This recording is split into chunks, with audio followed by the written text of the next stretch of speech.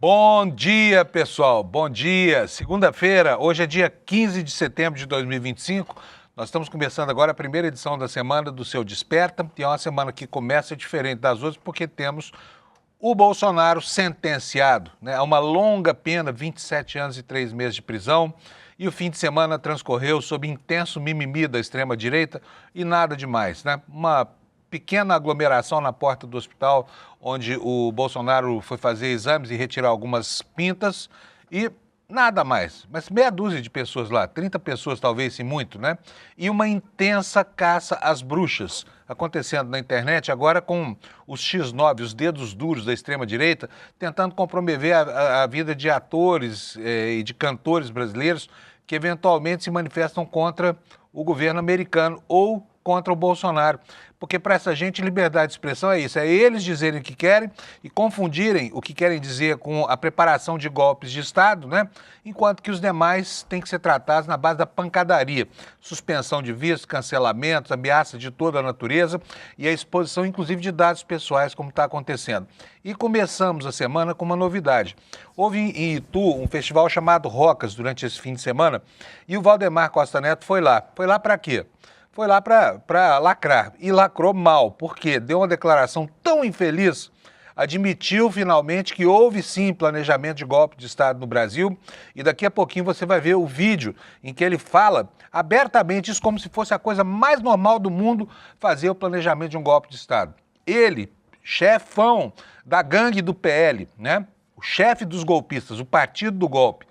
Esse sujeito escapou, não se sabe por quê, de estar na cadeia fazendo companhia para o Bolsonaro. Mas ele ficou livre de qualquer imputação, porque na etapa preliminar dessa história toda, o nome dele não apareceu. Por que será que o Valdemar da Costa Neto, que já é um velho frequentador do sistema carcerário brasileiro, não teve que responder nada, porque o partido dele foi o partido que deu sustentação institucional ao golpe, sustentação financeira. Você há de se lembrar que eles contrataram um hacker para invadir o Supremo Tribunal Federal, a Carla Zambelli está com a cabeça pedida por conta disso. Eles patrocinaram aquele Instituto Pilantra, Voto Legal, e não aconteceu nada com ele. Então é nesse clima ainda repercutindo, reverberando o julgamento e a condenação do genocida Jair Messias Bolsonaro, que nós começamos essa segunda-feira. E eu vou logo chamando aqui o meu companheiro Alex Amorim, porque nós temos um monte de coisa para falar sobre futebol, não é isso, Alex? Bom dia para você. Tudo bem, Alex? Isso mesmo. Bom dia, Panunzio. Bom dia, comunidade. Como vocês estão? Isso mesmo. A agenda hoje está completinha, Panunzio. O que temos aí, Alex, para gente? O Corinthians se deu bem, né? Sim. Lembrando que o Corinthians ganhou chutando apenas 2 bolas ao gol, Panunzio. Então foi um jogo muito atípico. O Fluminense dominou, mas o Mateuzinho, na falta que não teve desvio de ninguém, fez o Corinthians ganhar esse jogo lá no Maracanã. E agora eu vou colocar a tabelinha completa aqui, Panunzio. Nossa, hoje tem muita coisa. Vamos lá, Alex. Vamos lá. Então, Panunzio, a 23ª rodada do Brasileirão começou sábado, com Fortaleza ganhando de 2-0 do Vitória. O Grêmio tá na fase péssima, Panunzio, perdeu de 1-0 pro Mirassol. O Vitória perdeu de novo. Vitória que maré de azar, hein? Sim, e tá lá na zona de rebaixamento, e o Grêmio também tá muito mal das pernas, Panunzio. Perdeu de 1-0 do Mirassol. O Mirassol tá fazendo uma grande temporada, um grande campeonato, Panunzio. Ele tá brigando ali pela classificação na Libertadores do próximo ano, então é um time que a gente tem que ficar de olho. O Palmeiras, Panunzio, ganha de 4-1 do Internacional. 4-0 só no primeiro tempo. Lá no Rio Grande do Sul, hein? Não deu nada pra eles lá, né? E na Gaúchos, gremistas e o pessoal do Inter, todo mundo chorando junto, né? Sim, e lembrando que na próxima rodada vai ter o clássico gaúcho entre Grêmio e Internacional. Quem perder tá lascado. Vamos ver quem vai ser o treinador que vai ser mandado embora se algum dos times perder, Panunzio. E, finalizando sábado, o Corinthians ganha de 1-0 do Fluminense lá no Maracanã e respirou bem no campeonato com essa vitória lá, e nisso finalizou o sábado. No domingo teve 5 jogos. O Red Bull Bragantino deixou a vitória escapar no último minuto praticamente e empatou 1-1 com o Sport. O Atlético Mineiro empatou 1-1 com o Santos. O Neymar ontem foi nas redes sociais reclamar do gramado sintético, porém não jogou nada e perdeu 2 gols na cara do gol. Então ele foi reclamar à toa lá, Panunzio. Bom, esse Neymar também já era, né? Pelo amor de Deus, o Santos, depois que contratou o Neymar, só montanha abaixo, morro abaixo, né? Sim. E vamos lá, Panuso. O Juventude perdeu de 2-0 pro Flamengo. O Flamengo líder do campeonato com 50 pontos. Vai ficar um parelho bem disputado entre Palmeiras e Flamengo até o final. O São Paulo ganhou de 1-0 do Botafogo. O Botafogo tá com o time péssimo, tá bem ruinzinho das pernas. E o Vasco empatou 2-2 com o Ceará. Teve um golaço do Felipe Coutinho. E o Ceará empatou no finalzinho mesmo com um jogador a menos. E hoje teremos, para finalizar essa 23ª rodada, Cruzeiro e Bahia lá no estádio do Bahia, Panunzio. Muito bom, uma bela síntese do futebol nesse fim de semana. Foi muita coisa, né? Isso. Obrigadão, Viola. Mais alguma notícia do campo Sim, dos Panu, esportes? só para não deixar escapar, ontem teve a vitória do Corinthians feminino em cima do Cruzeiro. É o 7º campeonato que o Corinthians ganha no Brasileiro Feminino. E para você ver como as brabas do Corinthians, como elas são chamadas, Panúzio, é o 6º campeonato seguido que elas estão ganhando. Então é o time feminino que tem mais título e mais soberania ali no futebol feminino. E lembrando que nas 7 finais que elas conquistaram os títulos, todos foram os adversários diferentes, então nada a reclamar e apenas isso, Panuso. Bom, então vamos testar a cuidado do DataAlex, nosso instituto de pesquisa aqui, cuja amostra é composta por um único entrevistado, que é o Alex, que você está vendo aí, com margem de erro de 50%, índice de confiabilidade também de 50%. Isso tá? mesmo. Vamos lá. Se fosse uma partida de futebol, tá? Os brasileiros que são a favor da anistia contra os que são contra, qual seria o placar? E eu acho, olhando aqui pelo preview, Panunzio seria uns 4-2 ou 4-1. Seria mais ou menos o resultado do STF, Panunzio. É isso mesmo, seria mais ou menos isso. Seria 6-4. 6-4, né? Isso mesmo. Portanto, seria uma goleada. 6-4 é goleada, não é? Sim, passou de 4-0 já é goleada, então seria um placar bem elástico, Panunzio. Então, beleza. O DataAlex, SEDLEX é sempre sua melhor referência aqui no nosso Desperta. Isso Obrigado, mesmo. Alex. Vamos nessa. Vamos nessa tocar aqui, gente. Vamos lá começar o programa. Vou começar mostrando para vocês, como eu faço todo santo dia aqui, as manchetes do nosso site, recomendando que você olhe de manhã o icrnoticias.com.br, que aqui está uma síntese do noticiário no Brasil, com a agenda do dia, né? Quais são os temas que estão reverberando.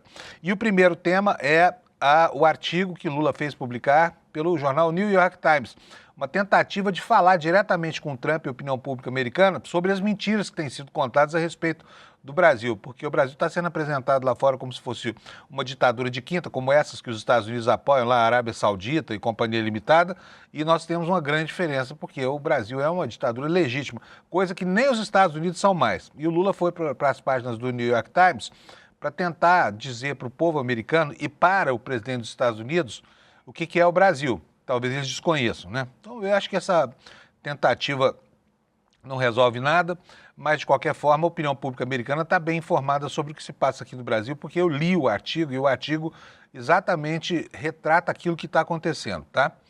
Ainda abaixo nessas pequenas manchetes aqui, né, ainda como repercussão da história do impeachment, a Gleisi Hoffmann, ministra da Secretaria de Relações Institucionais, comemorando a condenação de Bolsonaro e rechaçando a anistia, embora aquecendo aqui com aquela tentativa de reduzir as penas dos bagrinhos do 8 do 1. E o Datafolha saiu com a pesquisa, né? Essa que a gente falou agora há pouco, que 60% da população, grosso modo, 60% apoiam, são contra a anistia, apoiam, portanto, a condenação, e 40% acham que tem que ter a anistia, tá? Por isso aqui, ó, a Datafolha, anistia Bolsonaro, é rejeitada por 54% e aprovada por 39%. E temos aqui também, olha, uma matéria especial aqui, para você entender direitinho o contexto do tarifaço. Chama Rota de Todo o Mal, como o tarifaço e outros atos de Trump enriquecem lobistas amigos, né? Não é segredo para ninguém. E olha, se fosse presidente do Brasil, esse Trump estava no sal, viu? Por quê? Porque o cara usa desbragadamente a presidência da República para quê? Para fazer negócios, né? Para promover negócios para ele, para as empresas dele e também para os amigos dele, né? Aqui está, então, a nossa matéria, chama Rota de Todo Mal, como o tarifaço e outros atos de Trump enriquecem lobistas amigos. Amigos de quem? Amigos dele, Trump, né? Gigante do lobby prometeu abrir as portas da Casa Branca para a CNI e também para o governo brasileiro. Uma coisa que o governo brasileiro não consegue, os lobistas dizem que podem fazer, tá bom? Aqui nos outros destaques, nós temos aqui a informação de que o Bolsonaro voltou para sua prisão em gaiola de ouro após exames e os médicos dizem que ele está fragilizado. Por quê? Por incrível que pareça, tá? Bolsonaro está com deficiência de ferro. Parece piada pronta, né? Depois de tomar tanto ferro, ainda está com deficiência de ferro, anemia por falta de ferro. Tomou até lá uma transfusão de ferro no sangue. Por quê? Porque está com uma deficiência de ferro, né? Aí, gente, surgiu uma coisa na internet, sabe? Um mimimi intenso lá, a família com aquela hashtag querem matar Bolsonaro, querendo mostrar que Bolsonaro é vítima de um complô e que a vida dele é que está em questão e não a liberdade de um delinquente que ele é, né? Que mereceu aquilo que a justiça, por um rito absolutamente cristalino e transparente, num país democrático, decretou a ele, que é 27 anos e 3 meses de prisão. Quem mandou planejar golpe de Estado, hein, Bolsonaro? Vai ficar... Filho, olha, agradeça o fato de ter 70 anos e de ter essa saúde fragilizada, porque senão você já estava lá na papuda, viu? Estava lá disputando espaço lá com outros chefes de quadrilha do seu quilate, por exemplo, os chefes do PCC, né? Bom, olha só, os Estados Unidos cancelaram o visto de um médico brasileiro que comemorou o assassinato do Charlie Kirk. Essa história está crescendo, né? Charlie Kirk quem é? É um extremista de direita que de teses tapafúrdias, assim, que prega abertamente o uso de armas de fogo, pregava, né, porque morreu.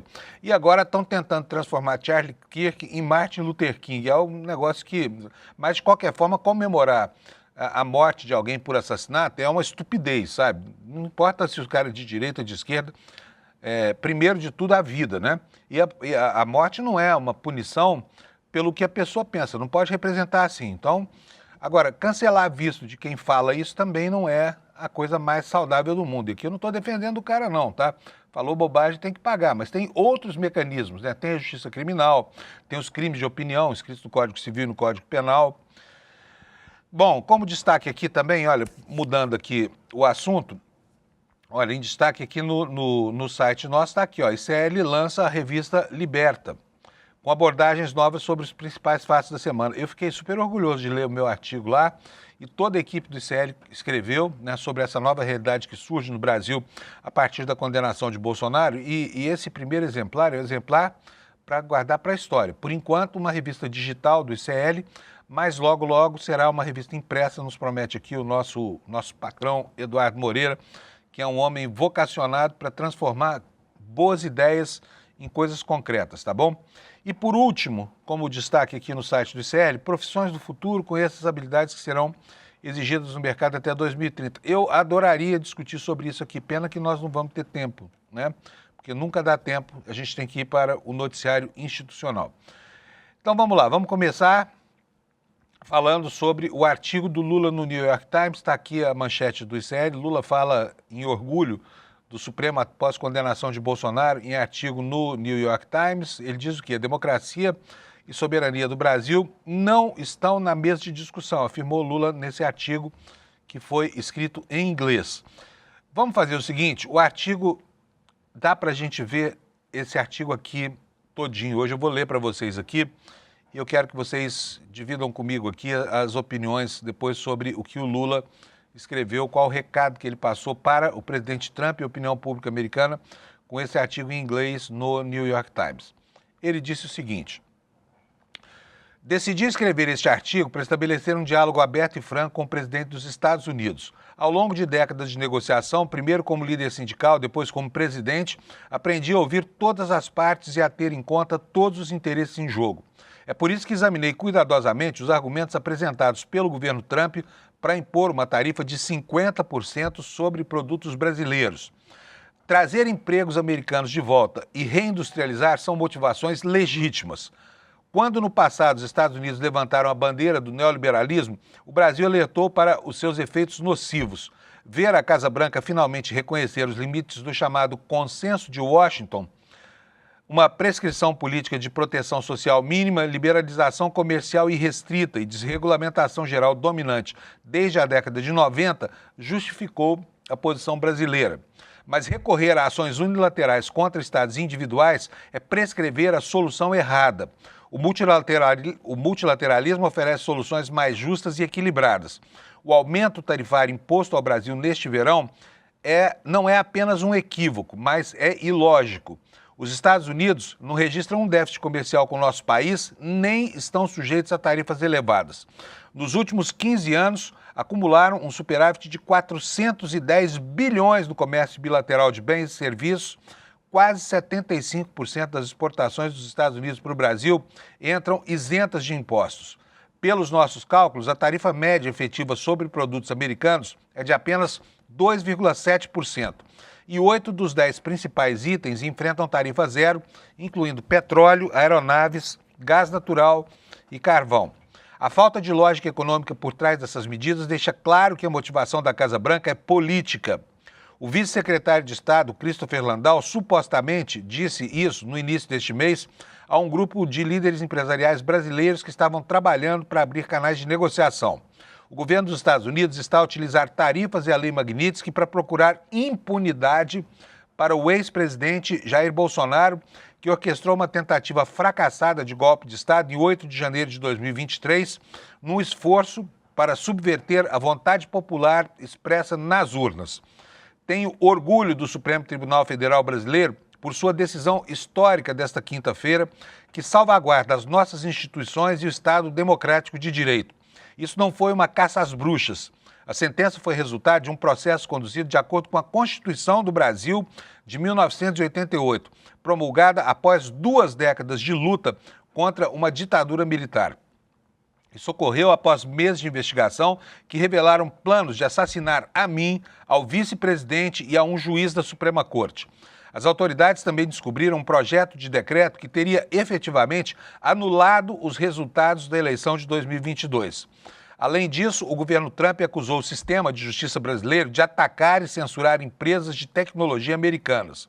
Essas alegações são falsas. Todas as plataformas digitais, nacionais ou estrangeiras, estão sujeitas às mesmas leis no Brasil. É desonesto chamar a regulamentação de censura, especialmente quando o que está em jogo é a proteção das nossas famílias contra a fraude, a desinformação e os discursos de ódio. A internet não pode ser uma terra de ilegalidade onde pedófilos e abusadores tenham liberdade para atacar as nossas crianças e adolescentes. Igualmente infundadas são as alegações do governo sobre as práticas desleais do Brasil no comércio digital e no serviço de pagamento eletrônico e a sua suposta falha em aplicar leis ambientais. Ao contrário de ser injusto com as operadoras financeiras dos Estados Unidos, o sistema de pagamento digital do Brasil, conhecido como PIX, permitiu a inclusão financeira de milhões de cidadãos e empresas. Não podemos ser penalizados por criar um mecanismo rápido, livre e seguro que facilite as transações e estimule a economia. Nos 2 últimos anos, reduzimos pela metade a taxa de desmatamento na Amazônia. Somente em 2024, a Polícia Brasileira apreendeu centenas de milhões de dólares em bens utilizados em crimes ambientais. Mas a Amazônia ainda estará em perigo se outros países não fizerem a sua parte na redução das emissões de gases de efeito estufa. O aumento da temperatura global pode transformar a floresta tropical em uma savana, interrompendo os padrões de precipitação em todo o hemisfério, incluindo o centro-oeste americano. Quando os Estados Unidos dão as costas a uma relação de mais de 200 anos, como a que mantém com o Brasil, todos perdem. Não existem diferenças ideológicas que devem impedir 2 governos de trabalharem em conjunto em áreas onde têm objetivos comuns. Presidente Trump, continuamos abertos a negociar qualquer coisa que possa trazer benefícios mútuos, mas a democracia e a soberania do Brasil não estão sobre a mesa. Em seu primeiro discurso na Assembleia Geral das Nações Unidas em 2017, você disse que nações soberanas fortes permitem que países diversos com valores diferentes, culturas diferentes e sonhos diferentes não apenas coexistam, mas trabalhem lado a lado com base no respeito mútuo. É assim que vejo a relação entre Brasil e Estados Unidos. 2 grandes nações capazes de se respeitar e cooperar para o bem de brasileiros e americanos. Esse é o recadão que o presidente Lula mandou por meio do New York Times para o nosso verdugo, né? O jagunço que nos aflige lá dos Estados Unidos todos o santo dia com a sua raiva abissal, né? estigmatizando o nosso país aqui, fazendo com que a gente perca espaço na economia global. Felizmente, isso está dando efeitos piores lá do que aqui, né? E a população americana logo, logo vai ficar enfarada desse presidente. Aliás, nos jornais americanos de hoje tem um monte de reclamações a respeito das consequências dessas coisas para a economia, né? Depois, se tiver tempo, eu vou atualizar isso com vocês aqui na leitura do New York Times e também do Wall Street Journal, que são jornais respeitados lá nos Estados Unidos. O New York Times é o maior jornal dos Estados Unidos e o The Wall Street Journal é um jornal do mercado financeiro, é o nosso valor econômico lá para eles, tá bom? Eu vou continuar mostrando aqui para vocês, depois eu falo do mimimi todo que surgiu em decorrência dessa história da condenação do Bolsonaro. Por enquanto, eu vou dizendo para vocês o seguinte, essa campanha insidiosa que ronda a internet, ela não está surtindo efeito. Por quê? Porque a população brasileira tem uma opinião muito bem cristalizada a respeito dessa história de anistia, né? Que é nada mais, nada menos que um truque, né? Então nós temos aqui tivemos no Datafolha de ontem a constatação, né, e a quantificação disso em relação à opinião pública. Os números desse levantamento estão expressos aí, você pode ver, a anistia Bolsonaro é rejeitada por 54% e aprovada por 39%. Além disso, 61% se dizem contrários a qualquer tipo de perdão aos condenados nos atos golpistas do 8 de janeiro. Então, ao contrário do que você pode pensar quando estiver navegando na internet, especialmente no Twitter, que é o reino de Hades, né, das redes sociais, a tese da anistia não é uma tese consensual nem majoritária no Brasil. Ao contrário, ela é uma tese minoritária. E a maioria dos brasileiros não quer nem saber de absolver, de anistiar ou de reduzir pena, sequer das Déboras do batom, né? As quais o chefe, o cacique lá, o chefe da gangue do PL, o Valdemar da Costa Neto, se referiu como meia dúzia de pés rapados. Daqui a pouco a gente vai ver esse vídeo. Bom, o Igor Gello, da Folha Press, nos diz o seguinte sobre esse levantamento do Datafolha. A maioria dos brasileiros é contra o Congresso Nacional aprovar uma anistia para livrar o ex-presidente Jair Bolsonaro da prisão, condenado que foi a 27 anos e 3 meses por tentativa de golpe de Estado e outros 4 crimes. Rejeitam a ideia 54%, ante 39% que a defendem, quase 40%. Segundo o Datafolha, que aferiu a intenção nos dias 8 e 9 deste mês com 2.005 eleitores em 113 municípios do país, 2% se dizem indiferentes ao assunto. Então, nem aí. Não sei como é que pode, mas, enfim, 2% dizem que tanto faz. 4% não souberam opinar, também não conseguem entender por quê, né? E rejeitam a saída 54% e 39% defendem a saída da anistia. Segundo o Datafolha, que referiu a intenção, como eu já falei, entre 8 e 9 deste mês, com eleitores de 113 municípios, 61% se dizem contrários a qualquer tipo de perdão aos condenados pelos ataques golpistas do 8 de janeiro, quando bolsonaristas depredaram as sedes dos 3 poderes. E, em função disso, já houve 1.630 ações penais relativas àquele incidente, com 683 condenações, 11 abstenções, 554 acordos judiciais. Ainda restam 382 processos abertos, nos explica aqui. Então, o importante isso aqui é isso, né? Que os brasileiros rejeitam majoritariamente qualquer tipo de benefício a essa quadrilha, a essa gangue chefiada pelo Bolsonaro, que nos impôs essa aflição do 8 de janeiro. Se tivesse entregado a faixa, saído bonitinho, calado, porque perdeu, perdeu. Como diz o ministro Luiz Roberto Barroso, perdeu, mané, não amola, entendeu? Se tivesse seguido esse grande conselho do ministro Luiz Roberto Barroso, hoje Bolsonaro estaria aí, olha, confraternizando com o Mickey Mouse, junto com o filho dele lá nos Estados Unidos. Agora está aí a família dividida, ele engaiolado em casa e proximamente numa cela especial. Por quê? Porque a lei penal implica o cumprimento desse tipo de condenação, né, que foi imposta ao Bolsonaro, começando com prisão mesmo. Então, nós vamos ver Bolsonaro aí, numa cela especial, que seja por 5 dias, como o Collor fez, mas vai para a cadeia, pelo menos para começar o cumprimento da cena. E todas as imagens projetadas pelos filhos, pela família, essa coisa toda, estão em consonância com essa que você vai ver aqui. Essa aqui foi uma imagem do dia do julgamento, né? Bolsonaro sempre triste, com ar contrito, alegre que não podia estar mesmo, né? Mas, assim, existe um exagero na tentativa de caracterizar uma sensação para provocar pena mesmo na população, gerar comoção para sensibilizar para essa anistia que não está dando certo, tá? Já vou falar sobre isso. Só que antes de falar sobre isso, eu quero dizer para vocês o seguinte. Você duvida que tenha havido golpe militar? Eu acho que você não duvida, senão você não estaria aqui. Você estaria vendo a Revista Oeste, vendo a TV Jovem Pan, qualquer outro lugar menos aqui. Mas, para que fique claro o que foi que aconteceu, nós vamos fazer uso aqui de palavras, né, estranhamente sinceras de um homem que entende do riscado, que é um golpista maior, que é o Valdemar Costa Neto, chefe do PL, tá? O partido que contratou o hacker para invadir o site do CNJ, o partido que pagou aquela pesquisa chechelenta e fraudulenta do Instituto Voto Legal, o partido que deu a Bolsonaro salário, sala e mesa, aliás, onde foi encontrada, né, uma cópia da Minuta Golpista, e agora o Valdemar da Costa Neto vem a público, eu não sei se com a intenção de queimar Bolsonaro, ou porque realmente queimaram-se alguns neurônios da cabeça dele, porque ele falou de maneira aberta sobre golpe de Estado. E é isso que nós vamos ver agora. Roda para nós o VT, Alex, por favor. Olha, houve um planejamento de golpe, mas nunca teve o golpe efetivamente. No Brasil, a lei diz o seguinte: se você planejar um assassinato, planejou tudo, mas não fez nada, não tentou, não é crime. O golpe não foi crime.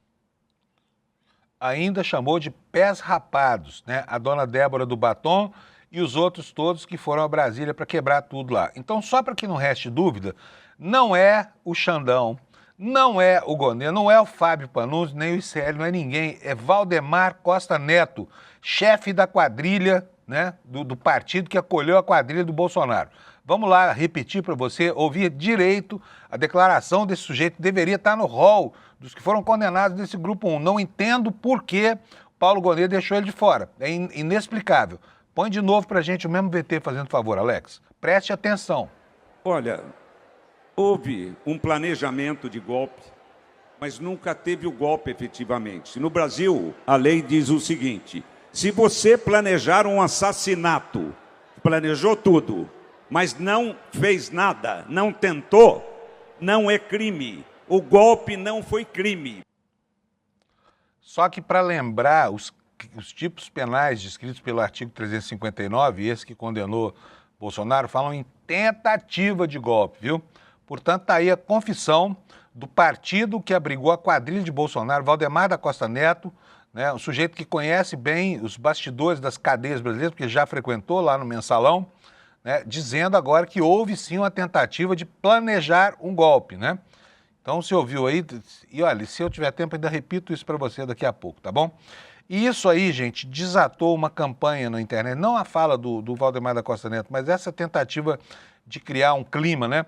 A partir da ida de Bolsonaro ao hospital, ele foi escoltado pela Polícia Militar no sábado, né? No domingo, no dia 14, ontem, ele foi para o hospital e foi lá retirar umas pintas e fazer uns exames. E o laudo do exame revelou que ele tem uma deficiência de ferro. Por mais que esteja levando ferro desde o dia em que deixou a presidência da República, ele está com deficiência de ferro. Mas aqui eu estou fazendo uma ilação, até ele nem deveria estar fazendo isso, mas já foi, agora não tem problema. Eu vou ler para vocês aqui o que foi que os médicos disseram sobre a saúde do Bolsonaro, que ao contrário do que diz a família, não tem nada demais. Tem uma deficiência de ferro, tem resquício de uma pneumonia, né? Fez uma reposição de ferro e já foi liberado. Bota na tela para mim, por favor, a nota imprensa. Deixa eu mudar aqui, porque senão você não vai conseguir enxergar, né? Vamos ver aí. Chegou aí, Alex? Chegou, né? Beleza, tá aí, olha. Brasília, 14 de setembro de 2025. O ex-presidente Jair Messias Bolsonaro foi admitido no Hospital DF Star hoje, às 8 horas, para realização de exames laboratoriais, exames de imagem e retirada cirúrgica de lesões cutâneas. Isso aqui são pintas, tá? Todo mundo, quando fica velhinho, tem. Os exames laboratoriais evidenciaram um quadro de anemia por deficiência de ferro. A tomografia de tórax mostrou uma imagem residual de pneumonia recente por broncoaspiração. O procedimento cirúrgico foi realizado sob anestesia local e sedação e transcorreu sem intercorrências. Foi realizada a exerese marginal de 8 lesões de pele, quer dizer, a retirada das 8 pintas, localizadas no tronco e no membro superior direito.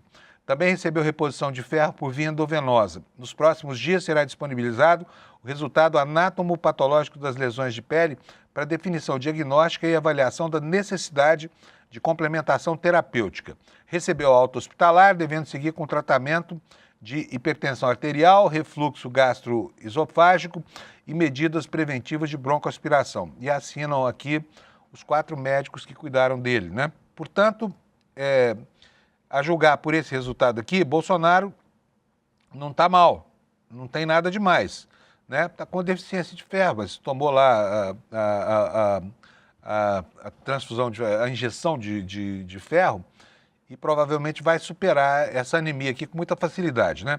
Mas os filhos aprontaram tanto. Por quê? Porque foi necessário, é óbvio, que entre a casa onde Bolsonaro está preso e o hospital havia no caminho uma passagem muito próxima da embaixada americana, da embaixada dos Estados Unidos lá em Brasília, né?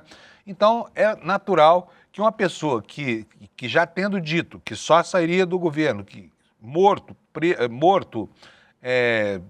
deposto, ou sei lá, ou seja, que não sairia, pudesse tentar a fuga. Bolsonaro tentou pedir visto, tentou pedir asilo político na Argentina e se escondeu na embaixada da Hungria, né? E muitas vezes os filhos disseram que ele seria muito bem recebido lá nos Estados Unidos. Então, o cuidado se justifica, né? E levaram Bolsonaro escoltado e trouxeram de volta escoltado e não aconteceu nada, até em benefício da segurança do próprio Bolsonaro, né? Mas os filhos transformaram isso num drama, uma coisa terrível. Parece que estão torturando o pai deles, né? É incrível como defensores da tortura, do pau de arara, do AI-5, e que são, né, apólogos das técnicas usadas pelo coronel Tibiriçá, né? E tem a coragem de armar um pampeiro como esse na internet aqui para tentar lacrar e criar um clima aqui favorável à anistia. Vou mostrar para vocês, e aliás eu estou até surpreso, porque eu nem sabia que esse menino sabia escrever, tá? No entanto, aparece aqui um post dele no idioma português, do ponto de vista gramatical e ortográfico está correto, portanto deve ter sido escrito por outra pessoa. Jair Renan Bolsonaro, o caçula, né? Esse que desponta agora para a vida pública como vereador lá em Balneário Camboriú. Já começa com o bordão: suprema perseguição, querem matar Bolsonaro. Mas permitem que o Bolsonaro vá se tratar no hospital, né? Isso aqui ele não está dito. Vamos lá o que ele disse, olha: o Brasil está diante da maior injustiça política da sua história. Transformaram a vida de Jair Bolsonaro em um espetáculo de perseguição. Acompanhando o meu pai, acompanhando o meu pai, vejo comboios armados, vigilância ostensiva em hospital, humilhações constantes, tudo para tentar destruir um homem honesto. Não basta calá-lo, querem quebrá-lo física, emocionalmente e espiritualmente, querem fazer aquilo que nunca conseguiram em 2018, eliminar Bolsonaro a qualquer custo. Essa não é justiça, é um método de execução aos poucos. Mas o que eles chamam de missão cumprida, o povo chama de covardia. O Brasil não pode fechar os olhos. O que está em jogo não é apenas a vida de um líder, mas a liberdade de toda uma nação. Eu falei que estava correto aqui gramatical e ortograficamente, mas remendo, já vi que não está nada disso não, tá? Está bem cheio de problemas aqui esse texto, mas pelo menos sabe aí usar umas 50 palavras o filho mais novo, caçula de Bolsonaro, né, que em tudo se parece com o pai. Aí vamos ver o outro, que gosta de escrever textos terríveis aqui, cheios de erros de concordância e gramática e muitas vezes tão desconexos que a gente não consegue nem ver. Carlos Bolsonaro, Carluxo. Estou com meu pai, presencio a continuidade do maior circo armado da história do Brasil. Vocês podem reparar que as expressões são as mesmas, né? Um comboio com mais de 20 homens armados de fuzis ostensivamente, acompanhados de mais de 10 batedores, reduzindo a velocidade bem abaixo da permitida na via, apenas para promover a humilhação de um homem honesto. Já no hospital, homens fardados e armados vigiam como se um senhor de 70 anos pudesse fugir por uma janela, assim como fazem em sua prisão domiciliar. Fica claro, o objetivo é fragilizá-lo, expô-lo e ofendê-lo em nome da tal missão dada, missão cumprida, até mesmo durante uma cirurgia. Isso é um método de abate. Só para esclarecer aqui, vem para cá, Alex. Cirurgia é uma ova. Remoção de pinto, não teve cirurgia nenhuma, tá? Segue aqui, ó. No fundo, o que não conseguiram em 2018, tentam agora a qualquer custo concluir. Não há como não se indignar. Querem matar Jair Bolsonaro de um jeito ou de outro. A família insiste nesse bordão, né? Olha, eu vou falar uma coisa, hein? O que estão fazendo com esse homem para lacrar na internet é algo de dar azia em caixinha de Sonrisal, tá? E como se não bastasse isso, como a campanha insidiosa não está gerando, né, engajamento, não está gerando movimentos grandes, importantes na opinião pública, o que esses caras estão fazendo? Começaram a demonizar artistas no Brasil. Essa semana, como você sabe, aconteceu o The Town, que é um festival grande de música aqui em São Paulo, né? E um dos shows foi o do Júnior Lima, irmão da Sandy, daquela dupla Sandy Júnior, né? E o Júnior, no final, deu um grito lá contra a anistia. Eu vou mostrar para vocês aqui o que ele falou, e bastou para enfurecer e despertar a cólera dessa gente. Mostra para nós o que foi que o Júnior Lima falou, por favor. Se tiver uma criança aí na sala, por favor, você tire ou tape os ouvidos dela, porque lá vem palavrão aí. Vai lá, Alex. Anistia o caralho, porra!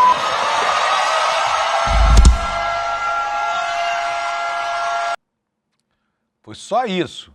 Anistia eu não sei o quê, né? Amaral tá com o dedo rápido aí. Faz de novo, Amaral, vai lá.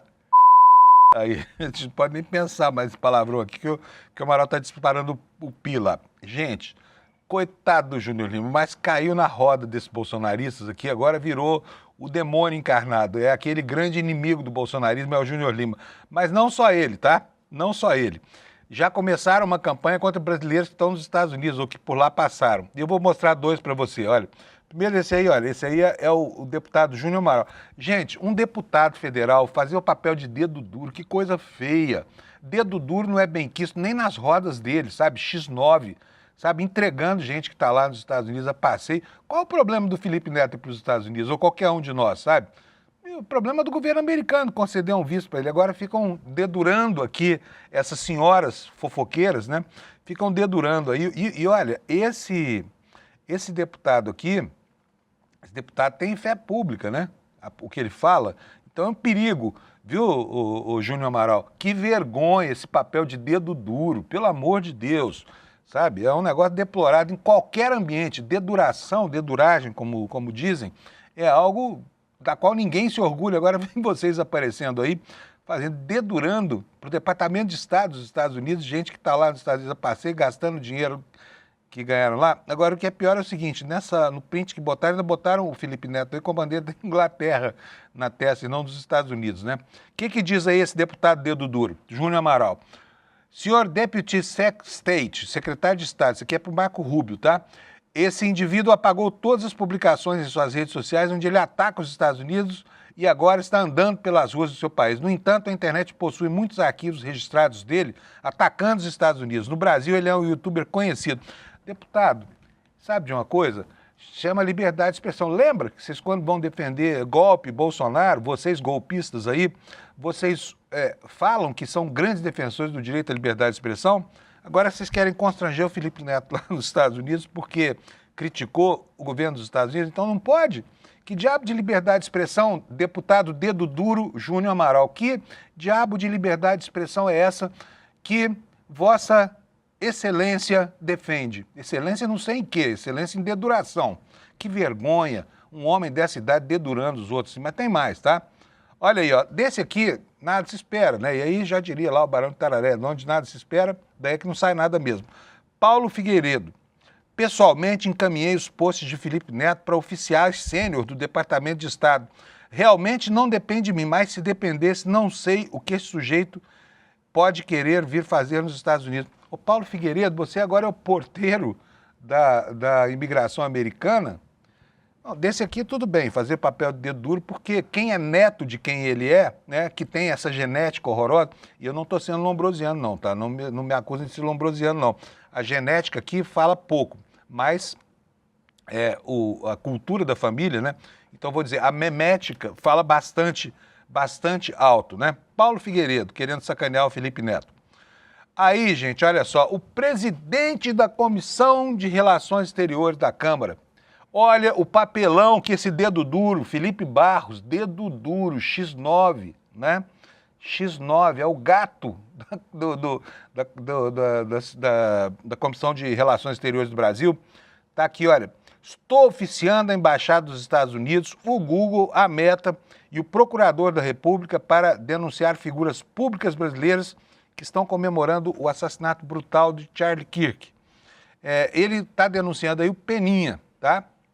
E mais do que isso, já falou também de Felipe Neto e outras personalidades. Quem é o Peninha? O Peninha é um jornalista que tem um trabalho feito como historiador para leigos, né? E que tem opiniões exacerbadas. Aí eu pergunto de novo, mas, deputado Felipe Barros, a liberdade de expressão que vocês pregam é só para vocês mesmos? É isso? E os outros? Não podem? Tem 2 leis no Brasil agora, bolsonarista pode fazer o que quer, inclusive tramar golpe de Estado à guisa de liberdade de expressão, mas o Peninha não pode falar o que quer. Agora, eu, pessoalmente, não gosto de atacar ninguém, de condenar ninguém pela morte. E não é crime fazer isso. Eu só acho que não pega bem. Nem sei o que o Peninha falou, tá? Nem sei o que o Peninha falou. Vamos nós, olha só. Gustavo Gayer, outro dedo duro aqui. Esse cara é complicado pra caramba. Gustavo Gayer, X9. Esse do Wagner Moura. Tá querendo que os Estados Unidos deportem o Wagner Moura, que é cidadão americano, mora lá há mais de 10 anos legalmente, tá bom? Tá aqui o senhor Gustavo Gayer, dedo duro, né? Dedo duro, X9, dizendo o seguinte: esse cara está morando nos Estados Unidos, continua apoiando Moraes, atacando o Trump, dizendo que os Estados Unidos agora é uma ditadura. Deputado, ele tem uma escola de inglês, né, gente? Não é isso, Alex? Gustavo Gayer tem uma escola de inglês, né? Porque de português, ele tem uma escola de inglês lá, escola, aliás, que recebeu, enfim, tem uma escola de inglês lá em Goiânia. E essa escola de inglês não ensina português, porque se explicasse, teriam dito para ele, dizendo que os Estados Unidos agora são, porque Estados Unidos está no plural, o sujeito no plural, o verbo vai para o plural. Mas o Anarfa escreve aqui o seguinte, dizendo que os Estados Unidos agora é uma ditadura. Acho que vale a pena dar uma olhadinha nesse extremista. Diz o dedo duro Gustavo Gayer, fazendo um papel vergonhoso, né? Vamos lá. Aí, alguém tem uma escola de inglês, uma escola de inglês que faliu, inclusive, eu acho, lá em Goiânia, né? Exatamente. Vamos lá, tem uma loja de produtos bolsonaristas, lembrando aqui o Alex. Aí alguém na esteira dele pergunta para o Grok, que é a inteligência artificial do X, se o Wagner Moura pode ser expulso. E o Grok responde: sim, Wagner Moura possui cidadania americana além da brasileira. Ele confirmou isso em entrevistas recentes, mencionando que vive nos Estados Unidos há cerca de 10 anos. É cidadão. Fonte Hollywood Reporter e o Yahoo Entertainment. Né? Acabou aqui a minha... Então, assim, que papel feio, não é, gente? Vocês não acham? Que horroroso alguém que se propõe a delator, né? Eles reclamam tanto do Mauro Cid, dizendo que Mauro Cid era X9. X9 são eles, delatando gente que não cometeu crime nenhum, né? Bom, vamos lá, vamos continuar. Olha só o paradoxo dos Estados Unidos. Paradoxo total lá, porque os Estados Unidos estão proibindo pessoas que vivem lá, estrangeiros que vivem lá, ameaçando caçar vistos, de estudantes que estão lá legalmente, enfim, tocando o ICE lá sobre a população latina. Mas, curiosamente, vejam só a manchete do Jornal Estado de São Paulo. Trump pede que as empresas estrangeiras levem capital humano aos Estados Unidos para treinar mão de obra local. O presidente americano diz que o país precisa aprender ou reaprender a fabricar itens complexos. É a matéria aqui do Jornal Estadão, né? E ela diz o seguinte: em meio aos esforços para reindustrializar a economia americana, o presidente Donald Trump instou empresas estrangeiras que investem nos Estados Unidos a levar também o seu capital humano para o país por um período, além de recursos financeiros.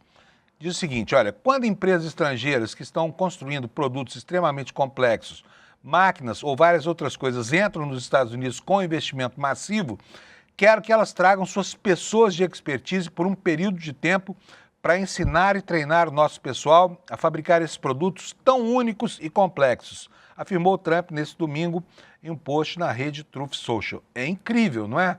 Que este aqui queira que as empresas estrangeiras, cujos trabalhadores ele está expulsando dos Estados Unidos levem para lá mão de obra para ensinar americanos a fazer coisas que eles já não sabem mais. Por quê? Porque perderam o contrapé aí do processo de industrialização, né, que foi parar nos tigres asiáticos.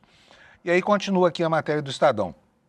Como exemplo de itens cuja fabricação nos Estados Unidos pode ser aprimorada com a ajuda de fora, o republicano mencionou os seguintes produtos: olha, chips, semicondutores, computadores, navios, trens e outras coisas. Abre aspas aqui para o senhor Donald Trump. Precisamos aprender com os outros como fazer, ou em muitos casos reaprender, porque costumávamos ser ótimos nisso, mas não somos mais, disse ele. Na construção naval, por exemplo, o país construía um navio por dia e agora mal constrói um por ano, citou o presidente dos Estados Unidos, né? Enquanto isso, do lado de cá, ainda repercutindo a condenação do chefe de quadrilha do golpe, a ministra Gleisi Hoffmann comemorou, como você está vendo aí, a condenação do Bolsonaro e rechaçou a anistia, mas sinalizou para essa proposta que está sendo negociada entre Alcolumbre e Palácio do Planalto, ou seja, ela mesma, Gleisi Hoffmann, e o ministro Gilmar Mendes, para atenuar as penas dos bagrinhos, tá? Não dos tubarões como o Bolsonaro. Vamos lá, o que nos diz a Folha Press aqui no nosso site. A ministra das Relações Institucionais voltou a falar neste sábado sobre a possibilidade de uma redução de pena aos condenados pelos ataques golpistas de 8 de janeiro. Em um evento do PT no Paraná, Gleisi disse que a discussão é válida e tanto se realiza pelo Congresso quanto pelo Supremo Tribunal Federal. A fala foi registrada em um vídeo ao qual a Folha de São Paulo teve acesso. Abre aspas aqui. Se querem discutir redução da pena é outra coisa. Cabe a dosimetria ao Supremo Tribunal Federal ou até ao Congresso avaliar e ter um projeto. Mas aí é redução de pena, não tem a ver com anistia, não tem a ver com perdão. Trata-se da segunda declaração da ministra nesse sentido, embora uma primeira ocasião ela tenha voltado atrás para desfazer ruídos com o Supremo Tribunal Federal. Pauta cara ao governo, o PT tenta, por meio da própria ministra, conter discussões desse teor na Câmara, porque há um temor de que o avanço do projeto de lei pela anistia possa beneficiar não apenas os diretamente envolvidos nos ataques aos três poderes, mas também ao ex-presidente Jair Bolsonaro, que foi condenado na semana passada a 27 anos de prisão. Continuando aqui com o Bolsonaro, com os assuntos do dia, né? Eu quero mostrar para vocês mais um bolsonarista enrolado. Está no UOL hoje, no tab do UOL, PF aponta a participação de Elmar Nascimento em esquema de fraudes e desvios, né? A Polícia Federal apontou em um pedido ao Supremo Tribunal Federal indício da participação do deputado federal Elmar Nascimento, do União Brasil da Bahia, no esquema de fraude a licitações e desvio de dinheiro público apurado pela Operação Overclean. Na última fase da operação, em julho, o ministro Nunes Marques, do Supremo, negou um pedido da PF para busca e apreensão e bloqueio dos bens do deputado e afastamento do cargo do irmão dele, Elmo Nascimento, do União Brasil, que é prefeito lá em Campo Formoso, na Bahia, mas autorizou as medidas contra os demais investigados. A defesa de Elmar nega a participação dele nos fatos e qualquer beneficiamento. Além disso, diz que eventuais contatos fazem parte da rotina de um parlamentar. A PF investiga um suposto esquema de fraudes a licitações, superfaturamento, corrupção e desvio de dinheiro público em contratos de limpeza urbana e pavimentação centrado em municípios da Bahia. Em 2 licitações suspeitas de fraude, a empresa Alfa Pavimentações, dos investigados Alex e Fábio Parente, ganhou contratos no valor de 51 milhões em Campo Formoso, a cidade administrada pelo irmão do deputado, pelo tal Elmo, com verba de emendas desviadas por Elmar, ou de verbas que tiveram dinheiros desviados provenientes dessas emendas. O então secretário executivo da Prefeitura, Francisco Nascimento, que é primo do deputado, quer dizer, a família inteira envolvida nesse negócio, né, que hoje é vereador, teria manipulado as licitações a favor dos empresários, de acordo com conversas encontradas pela Polícia Federal entre ele, o pregoeiro e os demais investigados. Um dos certames ficou entre a Alfa e a construtora Lumax, que fez uma proposta pior. O dono da Lumax também foi alvo da última fase da operação da Polícia Federal. O inquérito foi enviado ao Supremo depois que surgiram indícios da participação do deputado no esquema. Uma planilha apreendida com Alex Parente registra repasse de 493 mil a um assessor e primo de Elmar, que se chama Amauri Albuquerque Nascimento. E, além disso, foi considerada suspeita a compra de um apartamento por Elmar, da filha do empresário Marcos Moura, que é o rei do lixo, por um preço camarada abaixo do mercado. A PGR, porém, apontou que os elementos contra o deputado ainda são circunstanciais e não justificam medidas contra ele. É o que nos conta aqui o Universo Online. Agora, é uma família, né, cheia de autoridades essa, não é não? Muita gente trabalhando. O primo que é assessor, outro primo que é vereador, o irmão é prefeito e vai por aí afora, dinheiro de emenda pelo ralo, né? Vou dar sequência aqui ao noticiário. Vocês sabem que lá nos Estados Unidos tem uma pendenga lá entre o Trump e uma diretora do Fed, né? Inclusive é negra. Talvez seja esse o motivo de tanta raiva, porque com relação ao Jerome Powell, ao presidente do Fed, o Trump pode pouco, né? Não conseguiu demitir, ameaçou demitir, essa coisa toda, os juros seguem altos lá nos Estados Unidos, ele reclamando, mas continua lá. Mas essa diretora negra, o Trump tentou demitir. Olha aí, ela está aqui na foto aí também do site do UOL. Ela chama Lisa Cook, né? O Powell ficou só na reclamação. Aqui não, aqui ele botou a caneta dele para funcionar.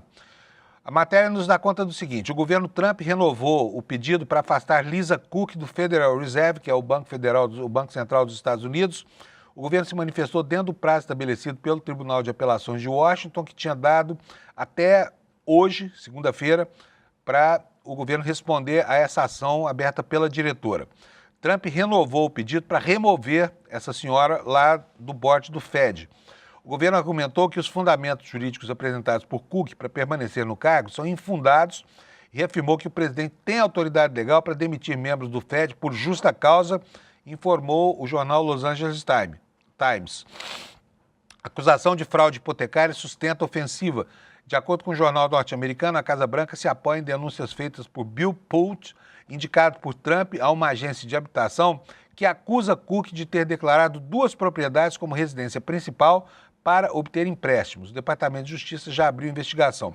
Então, quer dizer, algo afeta a vida privada dessa senhora, né, que está sendo utilizado contra ela para fustigá-la, enquanto o Jerome Powell continua incólume lá na presidência do Banco Central, mesmo tendo contra ele toda a raiva do Trump por conta desses juros altos aí que estão travando a economia americana.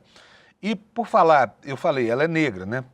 Talvez isso justifique a ação, porque o Trump é racista, ele não esconde isso, ele é segregacionista, e isso se expressa também pela sua política de intervenção em governos americanos, né, que estão sofrendo aí todo tipo de ação vexatória, inclusive com a tomada de poder do controle das polícias lá e tudo mais. Olha só a manchete da Folha de São Paulo. Cidades com maioria negra e latina são o principal alvo da intervenção de Trump, né? O presidente enviou soldados a Los Angeles, Washington e agora ameaça Chicago, Nova York, New Orleans e Memphis. Todos governados por prefeitos negros e têm população branca como minoria, em contraste com a média nacional dos Estados Unidos, que é cerca de 10%. Como parte da sua campanha anti-imigração e de repercussão política do assassinato de Charlie Kirk, o presidente dos Estados Unidos, Donald Trump, tem acelerado o plano de enviar soldados da Guarda Nacional a cidades em todo o país como estratégia para combater a criminalidade. Além do fato de se tratar em grandes centros urbanos, as cidades que estão no alvo do republicano têm em comum o fato de serem governadas pelo Partido Democrata, por sua população majoritariamente não branca e de todas, sem exceção, serem lideradas por quem? Por prefeitos negros. Está aqui a informação, olha, quer dizer, não é só a população, olha, aqui ó, prefeitos negros. Tá vendo só? Como eu disse, o Trump não esconde o segregacionismo dele e as ações do governo também não, né? Nas últimas semanas, Trump anunciou ainda uma mega operação do ICE, o Serviço de Imigração Americano, que é a SS do governo Trump, e enviou tropas à cidade de Chicago, que é a terceira maior do país, prometendo enviar também a Guarda Nacional a New Orleans, Memphis e Nova York, metrópole na qual de quase 9 milhões de habitantes,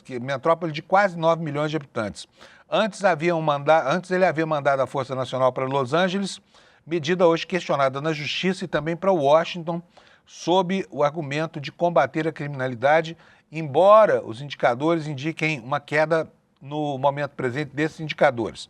A composição demográfica desses locais contrasta com aquela da média do país. Nos Estados Unidos, segundo dados do censo de 2020, 57% das pessoas são brancas, 19% são latinas e só 12% são negras. Em Washington, 41% dos habitantes são negros. Em Los Angeles, 47%. Quase metade são latinos. Em Chicago e Nova York, a população branca não passa de 31%. Em New Orleans e Memphis, em especial, esses são lugares em que mais de 50% da população é negra. Em Memphis, 3 entre cada 5 pessoas são afro-americanas e que têm forte tradição cultural e histórica negra. A primeira é conhecida pelo carnaval, que lá se chama Mardi Gras, né? Culinária e jazz. E a segunda abriga o maior museu do país sobre a luta dos direitos civis nos Estados Unidos. Foi em Memphis que Martin Luther King Jr. foi assassinado. Conheço essa região super bem, é incrível a cultura e o legado negro ali, né?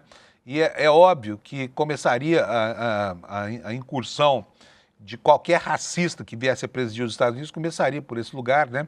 Símbolos da luta antirracial. E agora, né, com o Martin Luther King sob ataque, eles estão pretendendo criar um mártir de direita lá, que é esse Charles Kirk, que foi assassinado na semana passada.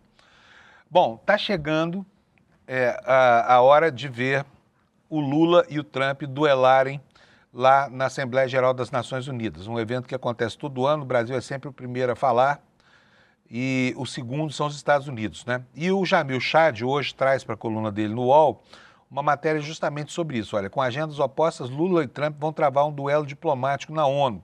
O que nos conta aqui o Jamil? Não vai dar tempo de ler tudo para você, mas você pode conferir na coluna dele no UOL depois, tá bom? Ou daqui a pouco no N1 também. Quando o presidente Lula subir ao púlpito da sala da ONU para abrir a Assembleia Geral no dia 23 de setembro, uma das principais mensagens que irá mandar é de que o governo dele rejeita qualquer questionamento por parte de potências estrangeiras. Num dos eixos do discurso está a palavra soberania. Instantes depois, quem tomará o mesmo lugar é o presidente dos Estados Unidos, Donald Trump, que é sempre o segundo a falar. E uma vez mais será a palavra soberania que ecoará pelo salão. O que a ONU irá presenciar, segundo diplomatas de ambos os países, é uma disputa entre os dois líderes, cada qual defendendo o seu conceito de soberania, liberdade de expressão, do destino da Palestina, do clima e da visão do mundo. Se a cúpula das nações foi sempre marcada por tensões entre delegações, os organizadores destacam que neste ano o clima será especialmente difícil, por conta de a programação ter já em sua abertura 2 líderes em plena crise política. Ambos usarão a mesma sala antes de subir para o pódio. No contexto normal da diplomacia, as 2 delegações não teriam problemas em se cruzar, como de fato já aconteceu em diversas oportunidades. Mas com a tensão em alta, a ordem, por enquanto, do serviço do protocolo da entidade é a de organizar as comitivas para que os 2 presidentes sequer estejam no mesmo lugar ao mesmo tempo. E assim eu vou encerrar aqui o noticiário dessa segunda-feira aqui no Desperta, dizendo para você que o N1 já vai começar para aprofundar tudo isso que nós falamos aqui. E quero chamar a sua atenção uma vez mais para este evento aqui, olha, o Despertar 2025, a Revolução Necessária. Esse é um evento muito legal que o ICL tem promovido anualmente, né? E no ano passado foi muito legal, porque estava lotado de gente. Vai ser nos dias 19 e 20 de setembro, lá no auditório do Vibra, né? Que é um dos espaços mais nobres aqui de São Paulo. E a gente espera que você esteja lá, né, conosco. Vai ser uma grande oportunidade de a gente travar contato pessoal direto, porque todo o time do ICL vai estar por lá e todo mundo vai estar lá à sua disposição para conversar com você. E além da gente, tem figuras brilhantes. Você vai ver agora, o Eduardo Moreira vai dizer para nós quem é que vai participar da edição deste ano. E os ingressos são vendidos numa condição especialíssima para que você possa vir, travar contato conosco, né? Conspirar junto com a gente e se alegrar um pouco mais, como diz o Eduardo Moreira. Então, bom dia para você. Amanhã, 7 da manhã, estamos aqui, mesmo horário para falar do planeta. E vem aí o N1, fique com ele. Obrigado pela sua audiência. Até amanhã. Ano passado estava lotado. Mais de 4.000 pessoas vibrando com Serginho Grosman, Renato Freitas, Fátima Bernardes Mocotó, Bela Gil. Eu me arrepio só de lembrar. E esse ano, em 2025, a gente vai fazer um evento ainda maior. Nunca foi tão necessário reunir as pessoas, conversar sobre as mudanças que o mundo está passando. E a gente reuniu o maior conjunto de nomes para se apresentar nesse palco. A gente vai ter aqui, esse ano, o Miguel Nicoleles para falar de inteligência artificial, a Marina Silva para falar da questão do meio ambiente, Frei Beto, Leonardo Boff, a ativista Leida Guevara, filha de Che Guevara. A gente vai ter aqui também palestras com os nossos especialistas de marketing, de negócio, de redes sociais, falando sobre as transformações que estão acontecendo no acesso às redes, na comunicação. Vai ser espetacular. E a gente vai ter muita diversão também, com Margareth Menezes, com Leone e com vários outros artistas que novamente vão botar a casa para tremer, vão botar as pessoas para dançar, as pessoas vão se abraçar, vão abrir sorrisos tão raros hoje em dia e juntos a gente vai começar a revolução necessária aqui no Vibra São Paulo. Um momento que vai ficar guardado nas páginas da história desse país.